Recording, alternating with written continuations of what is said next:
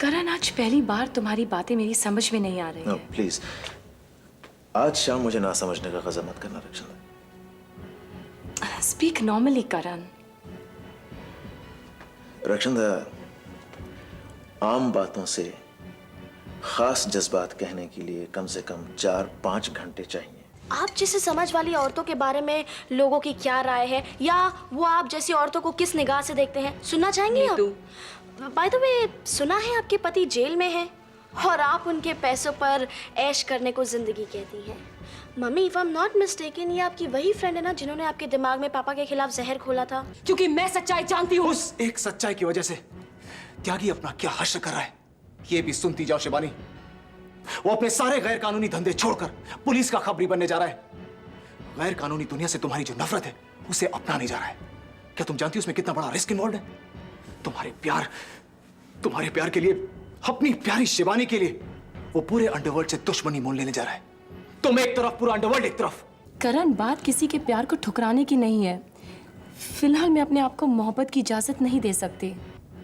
क्यों?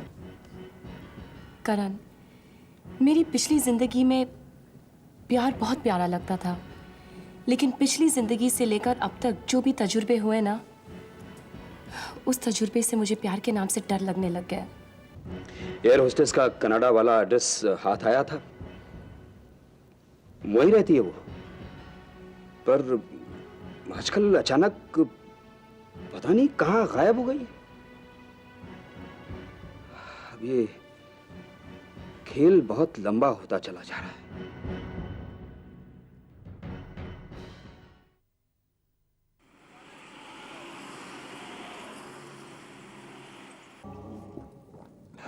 Bartender, check please. और कुछ लाऊं सर? नहीं, बस और कुछ नहीं चाहिए। हाय ऋषभ। हेलो रक्षांदा, तुम यहाँ? What a pleasant surprise. तुम कब आए? मैंने तो तुम्हें देखा ही नहीं। मैंने भी तुम्हें नहीं देखा। कितनी अजीब बात है। रक्षांदा, मैं एक वक्त में सिर्फ एक ही दिशा में देखता हूँ, और मेरे लिए तुम और करण तो अलग अलग दिशाएं हो। मैं तुम दोनों को एक साथ कभी नहीं देख सकता। देखा ना, तुम्हारा झूठ पकड़ा गया। जब तुमने मुझे देखा ही नहीं, तब तुम कैसे कह सकते हो कि मैं यहाँ करण के साथ आई हूँ? क्योंकि मैंने करण को बहुत अच्छी तरह देख लिया। लेकिन रक्षांदा, उसके सामने जो लड़की बैठी थी, उसमें मुझे अपनी रक्षांदा कहीं नजर नहीं आई। ऋषभ, तुम क्या कहना चाहते हो? मेरी कुछ समझ में नहीं आ रहा। और ना ही कभी आएगी। चलो ना, 2 मिनट के लिए हमारे साथ बैठो। नहीं रक्षांदा, मैं उन लोगों में से हूं जो कुछ भी करते हैं जी भर के करते हैं, और तुम्हारे साथ 2 मिनटों में मेरा जी नहीं भरेगा। फिर कम ऑन ऋषभ। नहीं रक्षांदा, प्लीज नॉट दिस टाइम। तुम जिसके साथ बैठी हो उसके साथ 2 मिनट गुजारना मेरे लिए नामुमकिन है। तुम तो जानती हो। ऋषभ, तुम मेरे साथ बैठ रहे हो, करण के साथ नहीं ना। Come on please.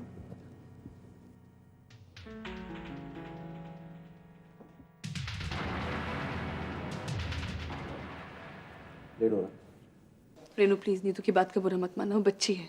निशी, मैंने ऐसा क्या कह दिया जो उसने मुझे इतनी सारी बातें सुना दी? रेनू, तू समझेगी नहीं। ये जो कुछ भी हो रहा है ना, ये इंटीरियर डिजाइनिंग का स्टूडियो, ये सब नीतू की वजह से हो रहा है। उसने ये सपना देखा था और उसकी जिद और जुनून की वजह से ये सब पॉसिबल हुआ है।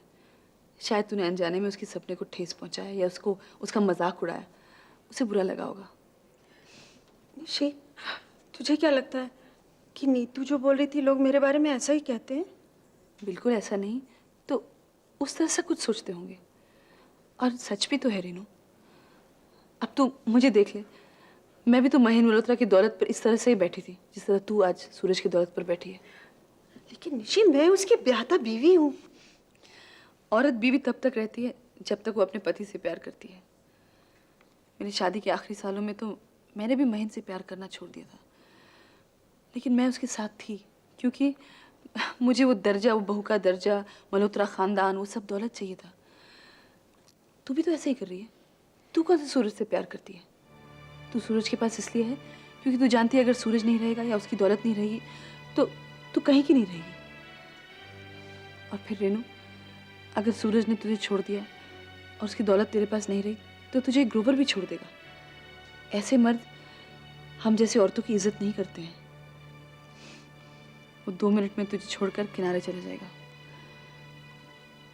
और हम जैसे औरतों की इज्जत तो हमारे पति भी नहीं करते। सूरज अच्छी तरह जानता है कि तू क्या कर रही है। तू क्या सोचती है कि उसके दिल में तेरे लिए बहुत इज्जत है? मैं कहती हूँ तुझे रेनू, तू सूरज के ऊपर डिपेंड करना छोड़ दे। मेरी तरह अपनी कोई पर्सनालिटी तराशने की कोशिश कर, अपनी शख्सियत ढूंढने की कोशिश कर। तूने ये जो इतना लंबा चौड़ा लेक्चर दे दिया, ये कितना किताबी है ये तो समय ही बताएगा। तू भी यही है और मैं भी यही हूँ। मैं जाती हूँ।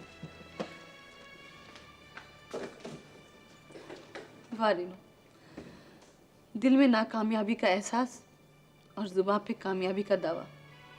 पता नहीं तू किसके साथ छल कर रही है, मेरे साथ या खुद के साथ। Thank you.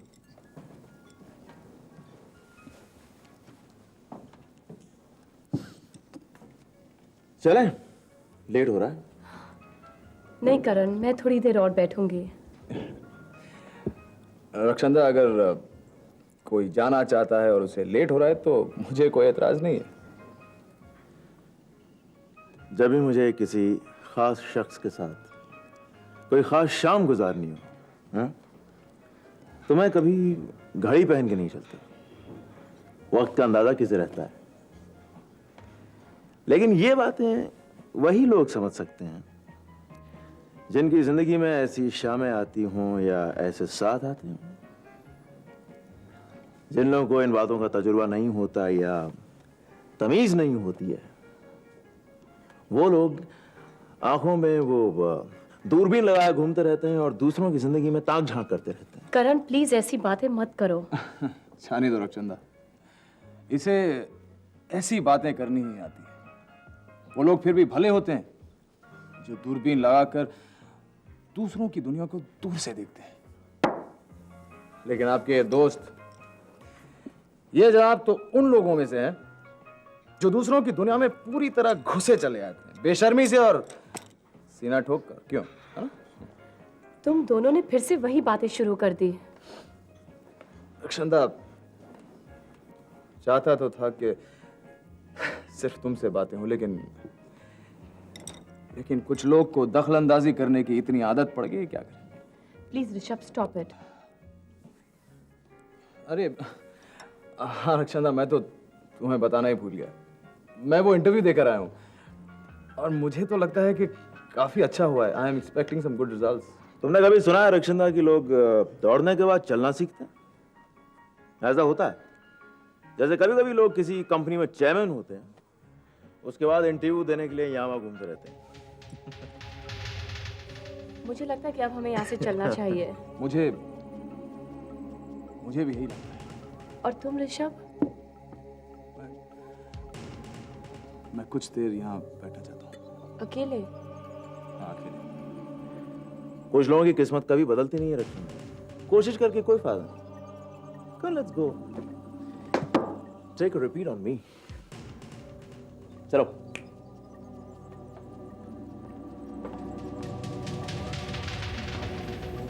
तुम्हारी किस्मत में क्या है करण, ये तुम खुद नहीं जानते।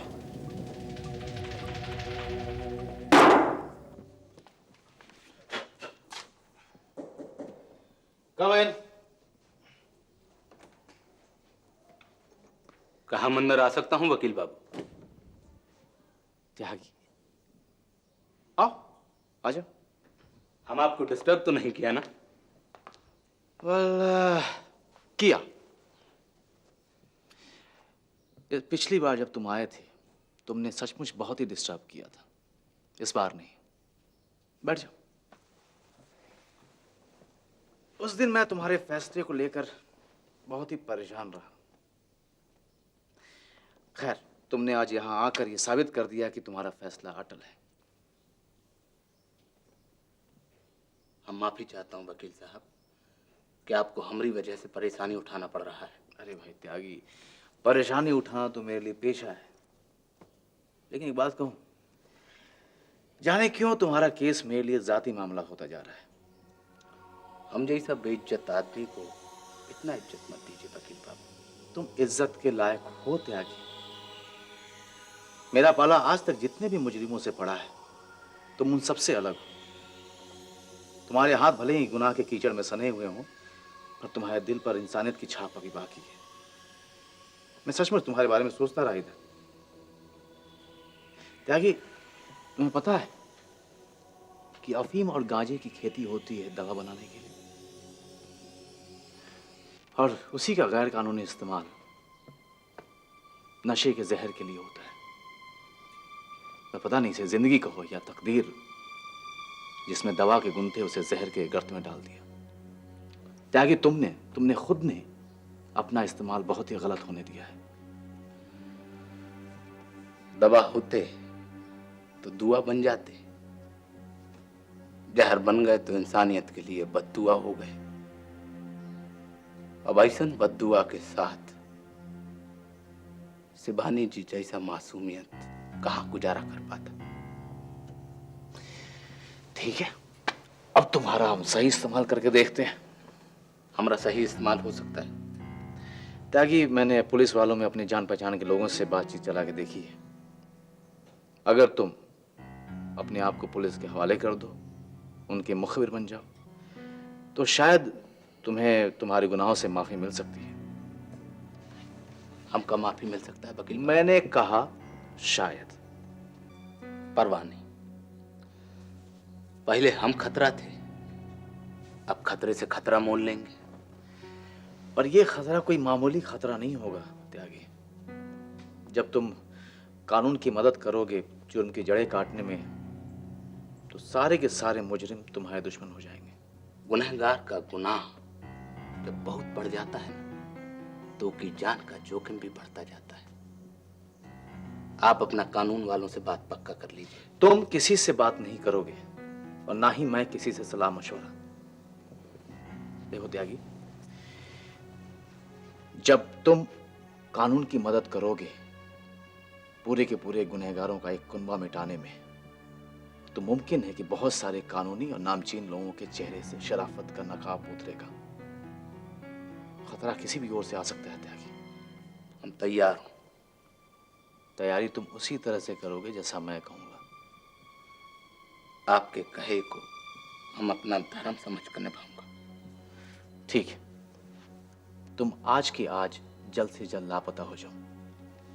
तुम तक वही आदमी पहुंचेगा जिसे हम भेजना चाहेंगे या जिसे हम बुलाना चाहेंगे।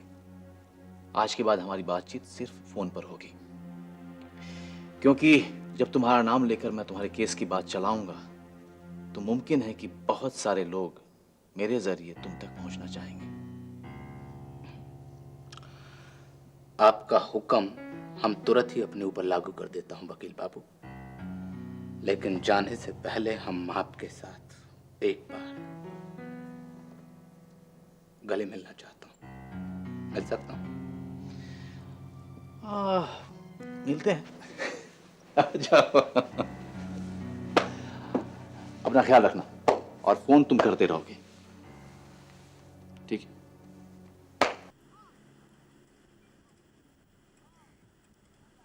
ओफो मिस्टर बंसल, कुछ तो कहिए। वैसे भी हम आपसे खुशखबरी की उम्मीद नहीं रखते हैं, बुरी खबर ही सही कह तो दीजिए। जी रंजना देवी, आप सामने वाले का हौसला ऐसा पस्त करती हैं कि वो कुछ कहने लायक बचता ही नहीं है।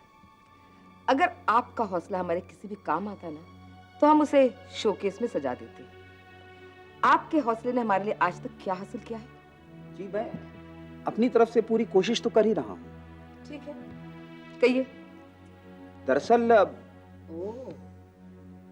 जरूर ये बुरी खबर सिल्वर स्टेट से ताल्लुक रखती है। माँ, एयर होस्टेस को ढूंढने की कोशिश नाकामयाब हुई। मेरा आदमी गया था, उसे पता मिल गया था, लेकिन वो वहां रहती नहीं है। रहती नहीं है कि गायब हो गई है? मुझे लगता है गायब हो गई है। आप चुप करिए। करण, आई डोंट बिलीव दिस। तुम्हारा आदमी उसके पुराने एड्रेस पे गया था और उसको नया एड्रेस नहीं मिला? उसने नया एड्रेस छोड़ा होता तो मिलता ना माँ। मतलब वो घर बहुत दिनों से बंद है और वो एयर होस्टेस वहां से गायब है। बंसल, मुझे भी इसी का डर है। किस बात का डर है? यही कि लेनिन ने उसे किडनैप कर लिया हो और अपने कब्जे में ले लिया। Oh my God. अगर वो एयर होस्टेस लेनिन के कब्जे में है तो सिल्वर स्टेट भी स्वेतलाना के कब्जे में हो जाएगा। जी। अरे आप क्या चाहता है? सिर्फ मुंह खोला और आवाज दे दी जी। सिल्वर स्टेट गंवाने से ज्यादा नुकसान हमारा और कुछ नहीं हो सकता है। मैं जानता हूँ। अरे खाक जानते हैं आप। अगर आप जानते तो आप हमें सिल्वर स्टेट वापस दिलाने के तरीके दिखाते। अभी भी एक तरीका है। क्या? श्वेतलाना से आउट ऑफ कोर्ट सेटलमेंट कर लिया जाए। क्या बकवास कर रहे हैं आप? स्वेतलाना और मेरे बीच कभी किसी तरह की सेटलमेंट इस जिंदगी में हो ही नहीं सकती है। अगर होगी तो सिर्फ जंग होगी। देखिए रंजना देवी, अगर हम कोर्ट में ये साबित नहीं कर पाए कि वो वसीयत नकली है तो सिल्वर स्टेट जैसी प्रॉपर्टी हमारे हाथ से चली जाएगी। मिस्टर बंसल, वाह क्या बात है। इतनी ओरिजिनल और इतनी नई बात तो हमने पहले कभी सुनी नहीं। मतलब करण और मैं तो ये कभी सोच भी नहीं सकते थे। Good Lord, Karan, will you handle this man? माँ, बंसल साहब जो कह रहे हैं उस बात में दम है। हमें आउट ऑफ कोर्ट सेटलमेंट कर लेना चाहिए। हम एक रकम तय करेंगे, वो श्वेतलाना जी को अदा कर दी जाएगी और सिल्वर स्टेट की पूरी प्रॉपर्टी हम अपने नाम लिखवा लेंगे। देखिए माँ, अगर कोर्ट का मामला खटाई में पड़ गया तो सिल्वर स्टेट हमेशा के लिए हाथ से निकल जाएगा। अगर हमने स्वेतलाना से सिल्वर स्टेट खरीदना ही है तो कोर्ट केस के बाद भी खरीदा जा सकता है। अभी जो हम कीमत देना चाहते हैं वो देंगे माँ, और फिर हम अपना डर जाहिर नहीं करेंगे। तरह तरह के दबाव डालेंगे उन पर, जैसे वो नकली वसीयत है। और पैसे भी हम उन्हें एक एहसान के अंदाज से देंगे और फिर बात करने में क्या जाता है। इस वक्त अगर हमने उन लोगों से बात नहीं की तो फिर सिल्वर स्टेट हमेशा के लिए आप खो देंगे। तुम दोनों की जो मर्जी है करो, मेरा तो दिमाग काम नहीं कर रहा है।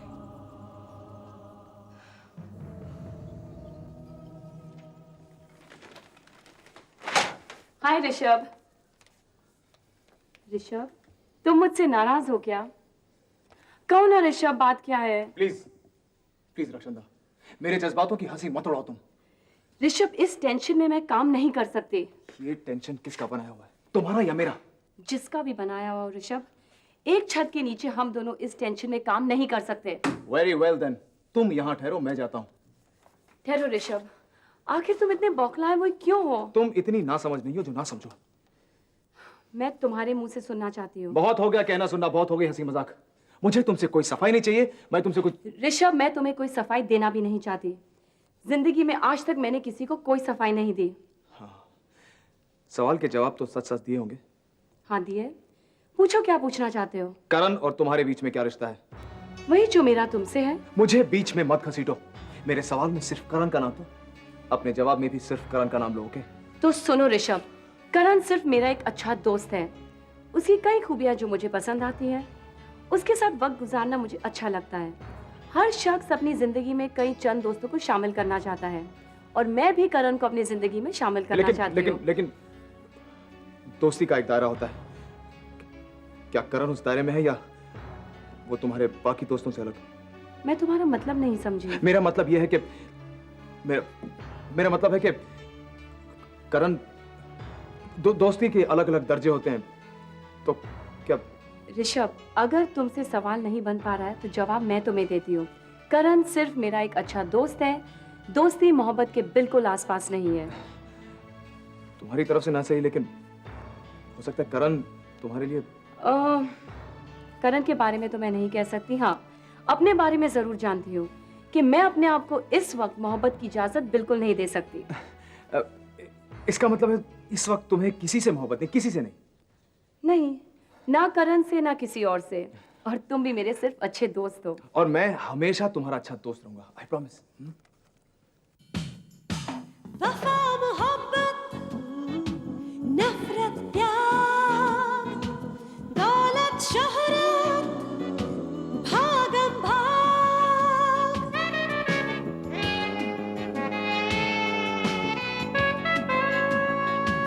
अंधा कुआं जहरीले नाम अपना सुर बेगाना राग एक